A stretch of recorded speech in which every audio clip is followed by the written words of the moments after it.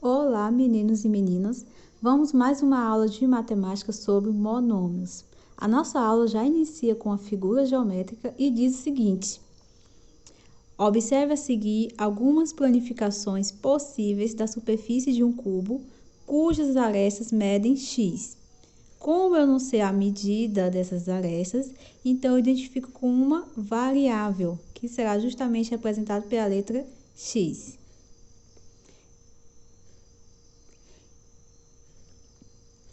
Temos aqui a representação do cubo. Temos 1, 2, 3, 4 representações. Aqui embaixo ele diz o seguinte: a medida do perímetro da planificação azul, que é esse primeiro exemplo aqui, é representada pela expressão 14 vezes x. Lembrando, perímetro é a soma de todos os lados da figura geométrica. Então, eu vou somar todos esses lados aqui dessa figura e dará justamente 14 vezes x. Vamos verificar.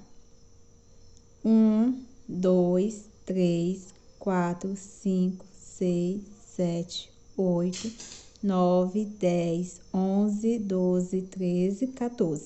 Então, será 14 vezes x, porque eu desconheço esse valor.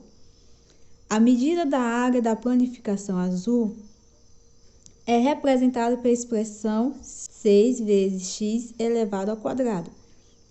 Justamente por quê? Porque eu vou ter nesse cubo 6 faces e a área total é 6 vezes a elevado ao quadrado. Então, ficará 6 vezes x. O meu a foi substituído pelo variável x elevado ao quadrado. A medida do volume desse cubo, se preenchido completamente, é representado pela expressão x elevado ao cubo. Expressões algébricas, como destacadas acima, são exemplos de monômios. Então, toda vez que a gente verificar esta forma aqui, se tratará de monômio, certo? 14x, 6x elevado ao quadrado, x elevado ao cubo.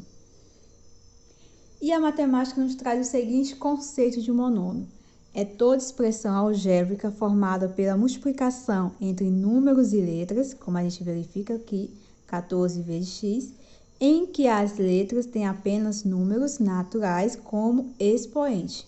Então, meu expoente, 6 vezes x elevado ao quadrado, meu expoente sempre será um número natural, um número positivo, certo?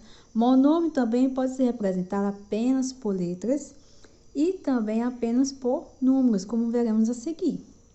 A gente vê aqui um exemplo de monômio: menos 2 vezes x vezes y ao quadrado e 4, certo? Menos 2 vezes y vezes x ao quadrado é a representação de um monômio, 4 também é a representação de um monômio. Um monômio é formado pelo coeficiente, que é a parte numérica. Então, toda essa parte numérica aqui é chamada de coeficiente, certo? Toda essa parte numérica é chamada de coeficiente. Meu coeficiente de menos 2 vezes x vezes y ao quadrado será justamente o número menos 2, como indicado aqui. Meu coeficiente do número 4 será justamente o número 4. E a parte literal, presta atenção aqui, a parte literal, que corresponde às variáveis com seus respectivos expoentes.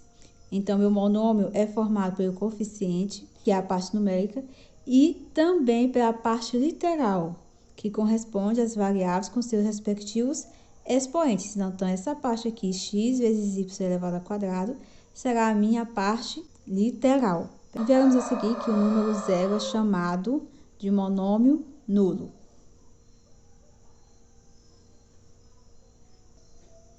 Vemos aqui o exemplo de alguns monômios: 3x, 7y, x ao quadrado, 4x sobre 3, 6y sobre 5. Estes aqui são exemplos de monômios, certo? O monômio nunca pode estar na parte de denominador, apenas no numerador quando se tratar de uma fração. A aplicação diz o seguinte: Em uma rodovia, o preço de um dos pedágios é R$ 9,20. Se nesse pedágio passaram X carros em determinado dia, qual é o monômio que expressa a arrecadação em reais nesse dia? Se eu sei que eu pago R$ 9,20 a cada carro que passar, então, se passar um carro nesse pedágio, vai ser 1 vezes R$ 9,20. Como a gente vê aqui. Se passar 2 carros, será 2 vezes o valor do pedágio, R$ 9,20, que vai resultar em R$ 18,40. E se passar 5 carros, será 5 vezes R$ 9,20, que resultará em R$ 46,00. Então, a partir disso, a gente vê que, dependendo da quantidade de carros, eu vou fazer o produto pelo valor do pedágio e eu vou descobrir quanto que será pago. Então, esse monômio será justamente a quantidade de carros que eu desconheço vezes o valor do pedágio, R$ 9,20. Pode ser escrita dessa forma também, 9,20 vezes x.